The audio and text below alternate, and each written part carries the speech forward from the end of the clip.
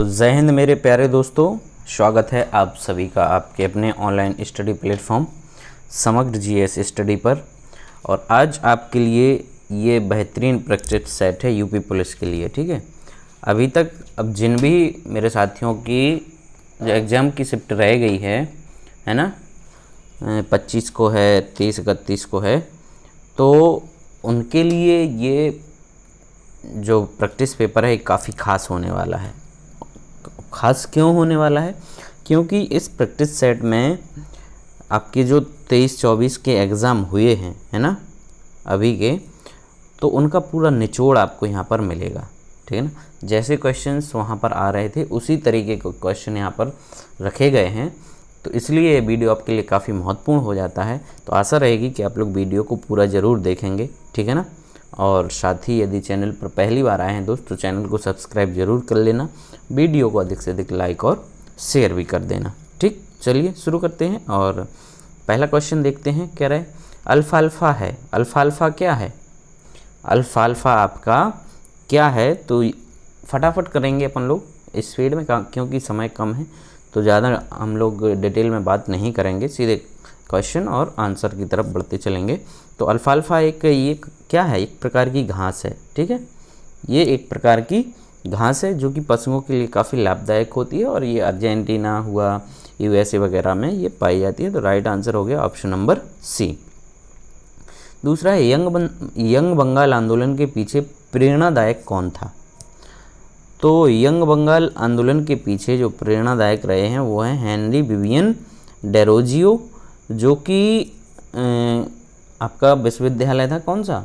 कलकत्ता विश्वविद्यालय में। ठीक है, ये कलकत्ता हिंदू कॉलेज कलकत्ता में। ठीक है, हिंदू कॉलेज कलकत्ता में ये प्रोफेसर थे, काय के थे, हिस्ट्री के थे और इंग्लिश के थे। ठीक, तो इन्होंने ये इनके पीछे ये जो है वो यंग बंगाल आंदोलन के पीछे प्रेरणादायक रहे हैं। राइट आंसर हो गया ऑप्शन नंबर बी।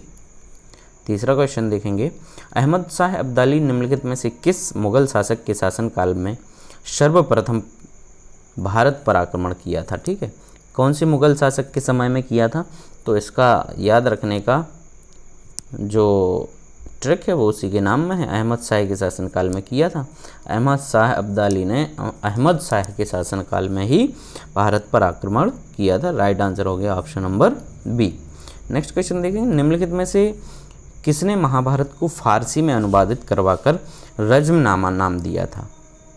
तो फारसी में जो महाभारत को अनुवादित किया था वो करवाया था अकबर ने। ठीक है ना, किसने कराया था साथियों? तो ये अकबर ने कराया था। इसके दरबार में था इसका एक फैजी। ठीक है, फैजी जो है अकबर के दरबार में जो अनुवाद विभाग होता है ना, उसमें ये था व्यक्ति। तो इसने महाभारत को रज्मनामा के नाम से फारसी में अनुवादित किया था। राइट आंसर हो गया ऑप्शन नंबर ए। पाँचवा देखेंगे, एशियाई विकास बैंक एडीबी का मुख्यालय कहाँ पर स्थित है? एडीबी एशियाई डेवलपमेंट बैंक या एशियाई विकास बैंक, इसका मुख्यालय कहाँ पर स्थित है? तो ये है आपका कहाँ पर? राइट आंसर क्या होगा? मनीला में है। ठीक है साथियों, मनीला में है, और ये मनीला आपका कहाँ पड़ता है? फिलीपींस। कहाँ पर? फिलीपींस के मनीला में। राइट आंसर हो गया ऑप्शन नंबर बी। छठा क्वेश्चन देखते हैं, कौन सा एक स्थानीय स्वशासन सरकार का कार्य नहीं है? स्थानीय स्वशासन सरकार का तो स्वास्थ्य और स्वच्छता देखेगी, ग्रामीण और कानून और व्यवस्था का रखरखाव ये राज्य और केंद्र सरकार के अधीन होता है, स्थानीय स्वशासन के अधीन नहीं होगा। इस विषय पर राज्य और केंद्र सरकारें जो है कार्य करती हैं। राइट आंसर हो गया यहाँ पर सी वाला। ठीक है, करेक्ट आंसर क्या होगा? ऑप्शन नंबर सी हो जाता है। सातवां क्वेश्चन देखें, निम्नलिखित में से किसमें गांधी जी ने पहली बार हथियार के रूप में भूख हड़ताल का इस्तेमाल किया था? तो गांधी जी ने पहली बार जब भूख हड़ताल किया था तो एक अहमदाबाद कारखाने की हड़ताल थी। ठीक है ना, अहमदाबाद कारखाने की हड़ताल 1918 में, और इस समय इन्होंने पहली बार भूख हड़ताल की थी। राइट आंसर हो गया ऑप्शन नंबर सी। आठवां है, यूनेस्को का मुख्यालय कहाँ पर स्थित है? तो यूनेस्को का मुख्यालय है आपका पेरिस में। राइट आंसर हो गया ऑप्शन नंबर ए। ठीक है, इसमें आपसे कभी कभी इसकी जो है स्थापना का भी पूछ सकते हैं। तो स्थापना हुई थी आपकी, कब हुई थी? 4 नवंबर 1945 को। ठीक है, यूनेस्को। फुल फॉर्म भी पूछ सकते हैं, तो फुल फॉर्म होता है आपका, फुल फॉर्म होता है यूनाइटेड नेशंस एजुकेशनल, ठीक है, United Nation Educational Scientific and Cultural Organization, ठीक है, कल्चरल ऑर्गेनाइजेशन, ये इसका फुल फॉर्म होता है। तो राइट आंसर हो गया आपका ऑप्शन नंबर ए। 9वां है, ये हिंदू व्यू ऑफ लाइफ पुस्तक के लेखक कौन है? ये हिंदू व्यू ऑफ लाइफ पुस्तक के लेखक कौन हैं? तो इसके लेखक हैं सर्वपल्ली राधाकृष्णन, ठीक है, भारत के पहले उपराष्ट्रपति हैं ये। कौन है ये? भारत के पहले उपराष्ट्रपति और दूसरे राष्ट्रपति, ठीक है ना, दूसरे राष्ट्रपति। इनका जो जन्म दिवस होता है वो आपका शिक्षक दिवस के रूप में मनाया जाता है, ठीक है ना, इनका जन्म दिवस शिक्षक दिवस के रूप में मनाया जाता है। कब होता है ये? 5 सितंबर को आने वाला है। राइट आंसर हो गया ऑप्शन नंबर ए। चलिए आगे बढ़ेंगे। 10वां, केंद्रीय शुष्क बागवानी संस्थान स्थित है, कहाँ पर स्थित है? तो आपका ये है बीकानेर में। राइट आंसर हो जाएगा ऑप्शन नंबर डी, ठीक है ना। चलिए आगे बढ़ेंगे। विटामिन B6 का रासायनिक नाम क्या है? विटामिन B6 का रासायनिक नाम क्या है? बताइए आप लोग, क्या होगा? तो इसका जो सही उत्तर होगा वो ऑप्शन नंबर बी हो जाएगा, pyridoxine. Right answer option number B, pyridoxine correct answer होगी, ठीक है। तो यदि वीडियो अच्छा लगा दोस्त तो लाइक ज़रूर करें और शेयर भी करते चलें। काफ़ी महत्वपूर्ण प्रश्न हैं इसमें, अच्छे अच्छे क्वेश्चन है। निम्नलिखित देशों में से किसकी स्थल सीमा भारत के साथ सबसे अधिक लगती है? बताइए, भारत के साथ सबसे अधिक किसकी स्थलीय सीमा लगती है? तो स्थलीय सीमा सबसे अधिक लगती है आपकी बांग्लादेश की, ठीक है ना। पहला नंबर है आपका बांग्लादेश, 4096 किलोमीटर, ठीक। इसके बाद लगती है आपकी चाइना की, दूसरे नंबर पर आता है आपका चाइना आता है, और तीसरे नंबर पर आएगा आपका पाकिस्तान, ठीक है ना। तो राइट आंसर होगा यहाँ पर ऑप्शन नंबर सी। 13वां क्वेश्चन देखेंगे। हज़ारों झीलों की भूमि किस देश को कहते हैं? हज़ारों झीलों की भूमि किस देश को कहा जाता है? करेक्ट आंसर होगा मेरे दोस्तों ऑप्शन नंबर बी, फिनलैंड, ठीक है ना। क्या होगा? फिनलैंड यहाँ पर सही उत्तर बी हो जाएगा। निम्नलिखित में से कौन वायुमंडल की परतों का सही अनुक्रम है? ठीक है ना, सही क्रम इनमें से कौन सा है? तो सही क्रम आपका पहले आता है क्षोभ मंडल, ठीक है ना, पहले आएगा क्षोभ मंडल, फिर समताप मंडल, मध्यमंडल और तापमंडल। ये आपका बिल्कुल सही क्रम होगा। राइट आंसर होगा ऑप्शन नंबर सी। 15वां देखते हैं। सुभाष चंद्र बोस के त्यागपत्र के बाद भारतीय राष्ट्रीय कांग्रेस का अध्यक्ष कौन बना? तो सुभाष चंद्र बोस ने जो त्यागपत्र दिया था ये हुआ था 1939 में, त्रिपुरी का कांग्रेस का अधिवेशन हुआ था। कहाँ पर? त्रिपुरी में, ठीक। तो इसमें कुछ क्या बोलते, गांधी जी और सुभाष चंद्र बोस के बीच एक समझौते पर विवाद हो गया था, जिस कारण इस विवाद के कारण बोस साहब ने इससे क्या दे दिया था, रिजाइन कर दिया था, और उसके बाद राजेंद्र प्रसाद इसके क्या बने थे? कांग्रेस के अध्यक्ष बने थे। राइट आंसर हो गया ऑप्शन नंबर ए। 16वां, कांग्रेस ने मुस्लिमों के लिए पृथक निर्वाचन मंडल को स्वीकार किया था, कब किया था? ठीक है, तो ये काफ़ी फेमस रहा है आपका कौन सा? लखनऊ समझौता 1916 में हुआ था। कब हुआ था? 1916 में हुआ ये, लखनऊ समझौता के नाम से जानते हैं इसको हम लोग, ठीक है। और इसी में कांग्रेस ने मुस्लिमों के लिए पृथक निर्वाचन मंडल को स्वीकार किया था। राइट आंसर हो गया ऑप्शन नंबर ए। 17वां, जापान की संसद का नाम क्या है? तो जापान की जो संसद है उसका नाम है साथियों क्या? डायट। राइट आंसर होगा यहाँ पर हमारा ऑप्शन नंबर सी बिल्कुल करेक्ट हो जाएगा। 18वां, निम्नलिखित में से किस प्रदेश में वर्ष भर वर्षा होती है? तो वर्ष भर वर्षा आपकी कहाँ होती है? आपने पढ़ा होगा आप ज्योग्राफी में कि आपका ये जो विषुवत रेखा होती है, ठीक है, तो विषुवत रेखा में 23.5 डिग्री आपका उत्तर की तरफ और 23.5 डिग्री आपका दक्षिण की तरफ, ठीक है ना। 23.5 डिग्री उत्तर की तरफ और 23.5 डिग्री जो है दक्षिणी अक्षांश में इसका जो है विस्तार होता है। तो ये जो क्षेत्र है जिसको हम लोग कहते हैं भूमध्य रेखीय, ये भूमध्य रेखा है, तो ये भूमध्य रेखीय क्षेत्र है। यहाँ पर वर्ष भर वर्षा होती है। क्यों होती है? क्योंकि इस जगह पर सूर्य की जो किरणें हैं तो वो वर्ष भर कैसी पड़ती हैं? सीधी पड़ती हैं, ठीक है ना। सूर्य की किरणें वर्ष भर यहाँ पर सीधी पड़ती हैं, जिसके कारण यहाँ पर जो है निम्न दाब क्रिएट होता है। क्या होता है? निम्न दाब के कारण क्रिएट होता है, और जिस कारण हवाएं जो हैं वो ऊपर उठकर संघनित होकर यहाँ पर वर्षा करती हैं, वर्ष भर यहाँ पर बारिश होती है। तो राइट आंसर हो जाएगा मेरे साथियों ऑप्शन नंबर डी, भूमध्य रेखा, है ना। चलिए नए, स्वतंत्र भारत के प्रथम राष्ट्रपति कौन थे? तो प्रथम राष्ट्रपति थे आपके कौन? डॉक्टर राजेंद्र प्रसाद थे प्रथम राष्ट्रपति। उपराष्ट्रपति थे आपके राधा कृष्ण, डॉक्टर एस राधा कृष्ण, ये थे आपके उपराष्ट्रपति। ठीक, कोई कन्फ्यूजन? बिल्कुल नहीं। ठीक, चलिए नेक्स्ट, निम्नलिखित में से किस देश ने सर्वप्रथम महिलाओं को मताधिकार दिया था? तो सर्वप्रथम महिलाओं को मताधिकार दिया गया था न्यूजीलैंड के द्वारा, ठीक है ना। न्यूजीलैंड के द्वारा दिया गया था सबसे पहले 1893 में।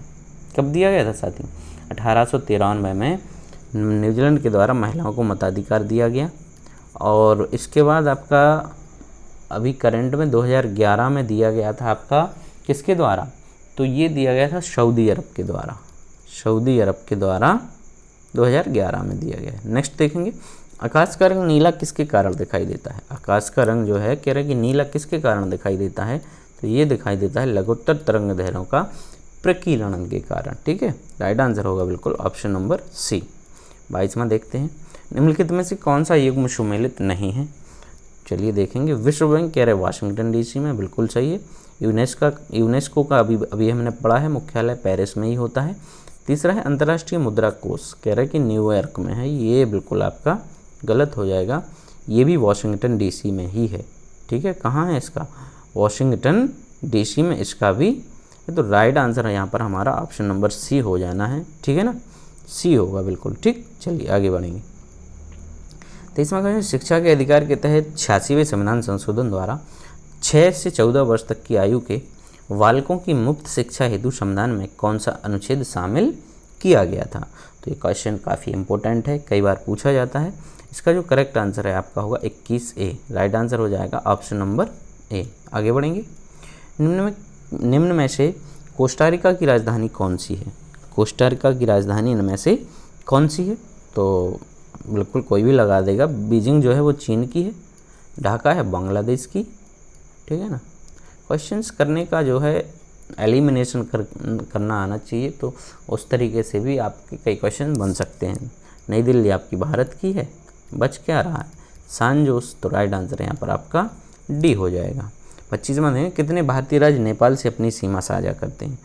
तो नेपाल से जो अपनी सीमा साझा करते हैं वो राज्य हैं आपके कितने? 5 हैं, है ना। कौन कौन से हैं? उत्तराखंड है आपका, है ना, उत्तराखंड, यूके, उत्तर प्रदेश है। ठीक है, उत्तराखंड हो गया, उत्तर प्रदेश हो गया, इसके अलावा बिहार है ना, बिहार है। चौथा है पश्चिम बंगाल। ठीक, पश्चिम बंगाल भी करता है इससे सीमा साझा। और 5वां आपका है सिक्किम। 5वां कौन सा है? सिक्किम। तो ये आपके 5 राज्य हैं जो नेपाल के साथ अपनी सीमा साझा करते हैं। राइट आंसर हो गया ऑप्शन नंबर ए। 26वां, राष्ट्रीय हिंदी दिवस कब मनाया जाता है? हिंदी दिवस मनाया जाता है आपका 14 सितंबर को। राइट आंसर हो गया ऑप्शन नंबर ए। चलिए 27वां देखेंगे, चरक संहिता संबंधित है, काय से संबंधित है? तो चरक संहिता जो है वो चिकित्सा से संबंधित है, और ये आयुर्वेद का एक प्रमुख ग्रंथ है। राइट आंसर हो गया ऑप्शन नंबर डी। 28, निम्न में से कौन से संत शिवाजी के समकालीन थे? शिवाजी के समकालीन कौन से संत थे? तो शिवाजी के समकालीन थे आपके संत तुकाराम। कौन थे साथियों? संत तुकाराम, ये शिवाजी के समकालीन थे। 17वीं शताब्दी का समय था वो। ठीक है, 17वीं शताब्दी में ये शिवाजी को मराठा गौरव छत्रपति शिवाजी महाराज के नाम से जानते हैं हम लोग। राइट आंसर हो गया ऑप्शन नंबर ए। 29 देखेंगे, आईटी संशोधन एक्ट 2008 की धारा 43A और धारा 66, आईपीसी की धारा 379 और 406 के तहत कितनी सज़ा का प्रावधान है? तो इसके तहत आपको 3 वर्ष की सज़ा का प्रावधान है। राइट आंसर होगा ऑप्शन नंबर ए। 30वां देखेंगे, वस्तु एवं सेवा कर जीएसटी कब लागू हुआ था? ठीक है ना, तो ये तो 1 जुलाई 2017 को लागू हुआ था। राइट आंसर होगा ऑप्शन नंबर ए। और अभी क्वेश्चंस में आपको पूछा जा रहा है जो स्लैब हैं जीएसटी के, ठीक है ना, कौन कौन से हैं? 5%, 12%, 18% और 28%, ये आपके जीएसटी के स्लैब हैं। तो आप लोग इसको थोड़ा पढ़ के जाना कि कौन सी जो चीज़ है, जैसे खाद्य हुआ, खाद्य सामग्री में किसी खाद्य सामग्री में आपका 5%, लेकिन जो पैकेजिंग वाले हैं तो उन पे 18%। तो स्लैब को एक बार पढ़ के जाना, है ना, वो आपके लिए काफ़ी हेल्पफुल रहेगा। यहाँ पर आपका राइट आंसर बन जाएगा ऑप्शन नंबर ए। आगे बढ़ते हैं। आंतरिक सुरक्षा क्या है? तो आंतरिक सुरक्षा है आपका देश के अंदर राष्ट्र विरोधी गतिविधियों की अनुपस्थिति आंतरिक सुरक्षा कहलाती है। ठीक है ना, देश के अंदर राष्ट्र विरोधी जो गतिविधियाँ अगर नहीं हो रही हैं तो देश कैसा है? आंतरिक रूप से सुरक्षित माना जाता है। राइट आंसर हो गया ऑप्शन नंबर ए। 32वां, राष्ट्रीय मानवाधिकार के सदस्यों की नियुक्ति हेतु गठित कमेटी की अध्यक्षता किसके द्वारा की जाती है? तो राष्ट्रीय मानवाधिकार के सदस्यों की नियुक्ति के लिए जो कमेटी गठित होती है उसकी अध्यक्षता प्रधानमंत्री द्वारा की जाती है। राइट आंसर हो गया ऑप्शन नंबर ए। 33, भारत और पाकिस्तान के बीच कौन सी सीमा रेखा है? तो भाई थे कौन? सर रेडक्लिफ, इन्हीं के नाम से उस रेखा का नाम रखा गया था, सर रेडक्लिफ रेखा। राइट आंसर हो गया ऑप्शन नंबर डी। 34, निम्नलिखित में से उत्तर प्रदेश के किस शहर में लकड़ी से बने तालवाद्य ढोलक बनाने की 300 छोटी इकाइयाँ हैं? तो ढोलक बनाने की 300 छोटी इकाइयाँ हैं आपकी हरदोई में। राइट आंसर होगा मेरे दोस्तों ऑप्शन नंबर डी। 35 देखते हैं। निम्नलिखित में तो उत्तर प्रदेश का कौन सा जिला विशिष्ट और उत्कृष्ट डिजाइनों वाले कालीनों के उत्पादन और निर्यात के लिए प्रसिद्ध है? तो कालीनों के लिए प्रसिद्ध है आपका भदोही। राइट आंसर होगा बिल्कुल option number D. 36, Uttar Pradesh में डॉट डॉट हेतु सबरी संकल्प अभियान की शुरुआत की गई थी। तो सबरी संकल्प अभियान की जो शुरुआत की गई थी वो कुपोषण को दूर करने के लिए की गई थी। राइट आंसर हो जाएगा ऑप्शन नंबर बी। 37 जो कि लास्ट क्वेश्चन होने वाला है हमारा जीएस का। उत्तर प्रदेश के निम्नलिखित में से किस जिले में नैमिषारण्य तीर्थ स्थान अवस्थित है? काफ़ी इजी क्वेश्चन, कई बार पूछा जाता है। सीतापुर में। राइट आंसर हो गया ऑप्शन नंबर सी। चलिए 38 हिंदी, अच्छा यहाँ से एक और लास्ट है कि नौटंकी निम्नलिखित में से किस राज्य का लोक नृत्य है? तो नौटंकी जो है वो उत्तर प्रदेश का ही है, सभी को पता है भाई। करेक्ट आंसर हो गया ऑप्शन नंबर ए। अब इसके बाद हम लोग बढ़ेंगे हिंदी की तरफ। क्वेश्चन देखें कि निम्नलिखित में से कौन सी भाषा संस्कृत भाषा का अपभ्रंश है? ठीक है, संस्कृत भाषा का अपभ्रंश। जो क्रम है भाषाओं का, पहले संस्कृत आती है, पाली आती है, ठीक है ना, प्राकृत आती है, ठीक है ना, फिर अपभ्रंश आती है, अवहट आती है, और अभी जो फिर हिंदी का ये स्वरूप है आधुनिक और इसके बाद पूर्व वाली जो हिंदी है। तो पाली यहाँ पर हमारा बिल्कुल करेक्ट आंसर हो जाएगा ऑप्शन नंबर बी। चलिए नेक्स्ट है, किस वाक्य में पूर्वकालिक क्रिया का प्रयोग हुआ है? वह नहाकर पढ़ेगा। पहले ही ऑप्शन बिल्कुल करेक्ट हो जाता है, वह नहाकर पढ़ेगा। ठीक है ना, पहले क्या करेगा? नहाएगा फिर पढ़ेगा। तो पहले एक क्रिया करके दूसरी प्रारंभ करेगा, ऐसे में हमारी पूर्वकालिक क्रिया होती है। नेक्स्ट है, निम्न में से कौन सा विकल्प सरल वाक्य के अंतर्गत आएगा? सरल वाक्य के अंतर्गत इसमें से कह रहे हैं कि कौन सा विकल्प आएगा? चलिए देखते हैं। बस में खराबी थी इसलिए दुर्घटना हुई, ये नहीं है।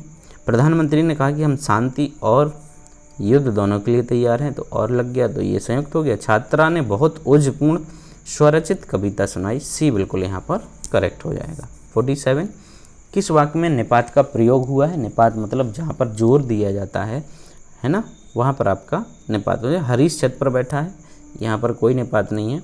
कल एक कभी गोष्ठी का आयोजन किया गया, यहाँ पर भी नहीं। आप भी आइएगा, ठीक है ना, भी यहाँ पर जोर दे दिया ना, आप भी आइएगा। राइट आंसर हो गया यहाँ पर ऑप्शन नंबर सी।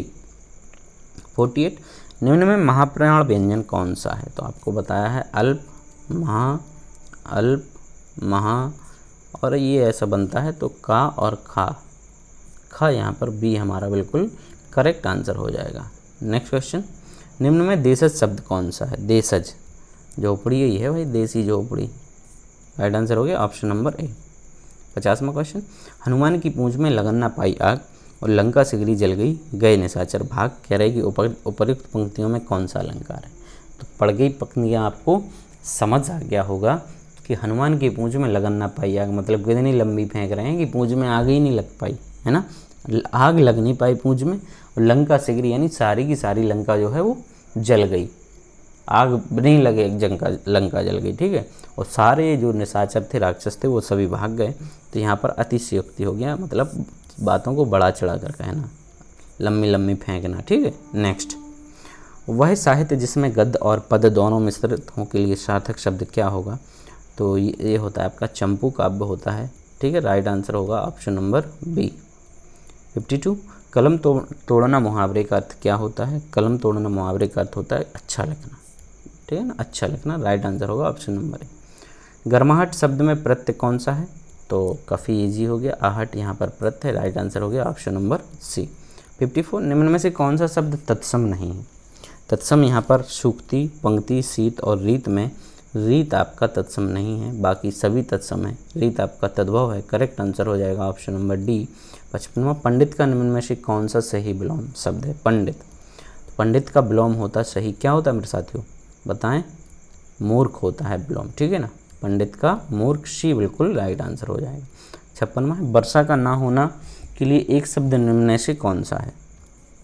बहुत जल्दी निपटाने की कोशिश कर रहे हैं इसको, आप लोग थोड़ा स्पीड में हैं, रैपिड फायर समझ लीजिए इसको। वर्षा का ना होना के लिए एक शब्द निम्न में से कौन सा है? तो वर्षा का ना होना मतलब अनावृष्टि, ए हमारा बिल्कुल करेक्ट आंसर हो गया। नेक्स्ट है, दिग्गज के लिए सही संधि विच्छेद क्या होगा? बताइए आप लोग। दिग्गज, दिग प्लस गज, बी बिल्कुल करेक्ट हो गया। नेक्स्ट, किस विकल्प में मुहावरे का भावार्थ गलत है? कन्नी काटना, कह रहे पैंच लड़ाकर पतंग काटना, इसी में गलत है। ऑप्शन नंबर ए यहाँ पर हमारा राइट आंसर हो गया। जिसका दमन ना किया जा सके, जिसका दमन ना किया जा सके के लिए एक शब्द कौन सा होगा? अदम्य साहस का व्यक्ति, जिसका दमन ना हो सके उसको कहते हैं अदम्य। राइट आंसर हो गया ऑप्शन नंबर बी। 14 सितंबर 1949 को भारतीय संविधान सभा ने हिंदी को भारत संघ की कौन सी भाषा का दर्जा दिया था? कह रहे राजभाषा, राष्ट्रभाषा, लोक भाषा या संपर्क भाषा। तो इसको बनाया गया था राजभाषा। राइट आंसर होगा मेरे साथियों ऑप्शन नंबर ए। काफ़ी इजी हो गया। किस विकल्प के सभी शब्द विशेषण से बनी भाववाचक संज्ञा है? विशेषण से बनी, ठीक।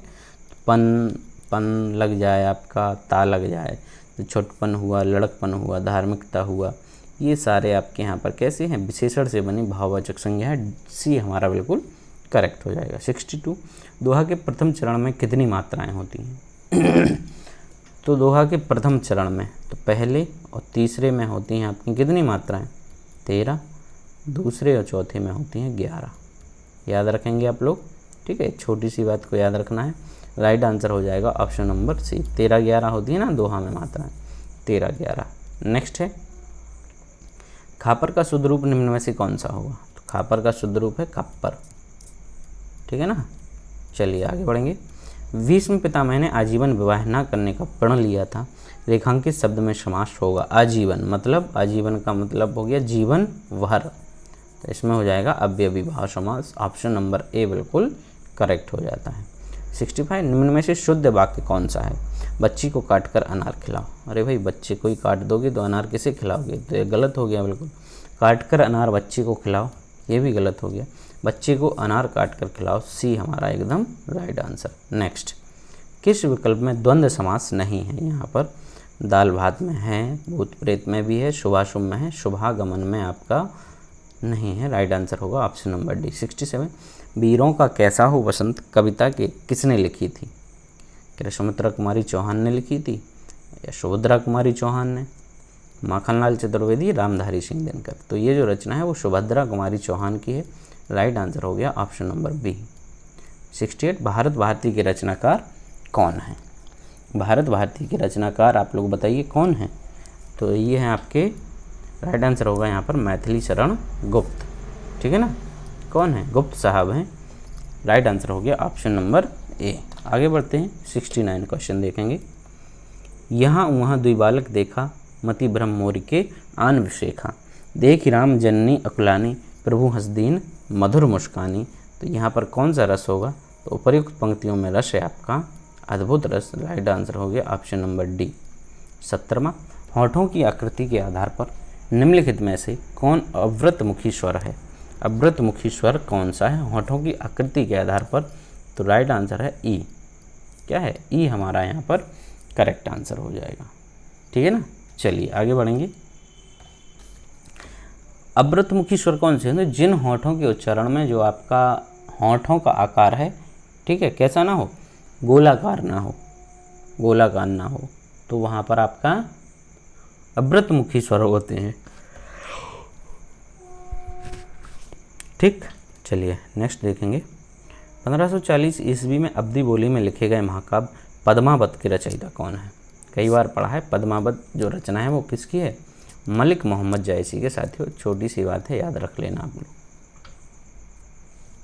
नेक्स्ट क्वेश्चन देखेंगे। हे देवी, यह नियम सृष्टि में सदा अटल है, रह सकता है वही सुरक्षित जिसमें बल है, निर्बल का है नहीं जगत में कहीं ठिकाना, रक्षा साधन उसे प्राप्त हो चाहे नाना। उपरोक्त पंक्तियों में छंद कौन सा है? छंद बताना है यहाँ पर कौन सा है। ठीक है, तो यहाँ पर छंद है आपका रोला। ठीक है ना, कौन सा छंद है? रोला छंद है ना। राइट आंसर क्या हो जाएगा? Option number D. चलिए आगे बढ़ेंगे। रातों रात में समास कौन सा है? रातों रात अव्ययविभाव समास है। कौन सा समास है? अव्ययविभाव। करेक्ट आंसर होगा ऑप्शन नंबर ए। चलिए आगे बढ़ते हैं। निम्न में शुद्ध वर्तनी वाला शब्द कौन सा है? तो अंतर्धान होता है सही। सी जो है वो करेक्ट हुआ, अंतर्धान। ठीक है ना। चलिए 75 दिए गए विकल्पों में सही का चयन कर रिक्त स्थानों को भरना है। मंत्र वह डॉट डॉट है जो अक्षरों एवं शब्दों के डॉट डॉट से बनती है। तो मंत्र क्या है? मंत्र वह ध्वनि है जो अक्षरों एवं शब्दों के समूह से बनती है। ये हमारा यहाँ पर बिल्कुल राइट आंसर हो जाएगा। नेक्स्ट है, भूत वर्तमान भविष्य को देखने वाले को क्या कहते हैं? तो भूत वर्तमान और भविष्य को देख ले तो वह त्रिकालदर्शी बाबा कहलाएंगे। वो राइट आंसर हो गया ऑप्शन नंबर ए, त्रिकालदर्शी। चलिए, तो ये रहा आपके लिए एक काफ़ी बेहतरीन प्रैक्टिस सेट। आई होप कि आपको वीडियो अच्छा लगा हो। यदि अच्छा लगा तो दबाकर लाइक कीजिए, ठीक है, और शेयर भी कर दीजिए फटाफट। कल फिर मिलते हैं एक और नए प्रैक्टिस सेट के साथ। तब तक के लिए आप सभी लोग अपना ध्यान रखिए। Thank you.